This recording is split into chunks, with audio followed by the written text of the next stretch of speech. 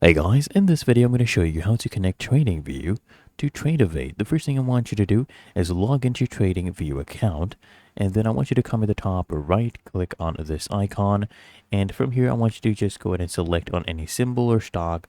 So I have selected Apple, for example, and then I want you to just go ahead and click on this icon, and this will open up a new tab. And then here I want you to click on Full Chart. So once we go ahead and do that, we will be redirected here. And then I want you to make sure that you have the trading panel open. So click on it to open the trading panel. And now I want you to look for Tradovate. And all you need to do is scroll down, click here on Show All Brokers, and then you should see Tradovate right here.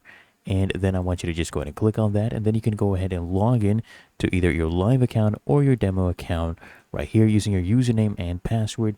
And then you just go ahead and click here on Connect. Really that easy, and that is how to connect TradingView to Tradovate. If you found this helpful, make sure you smash the like button and subscribe to Guides Archive.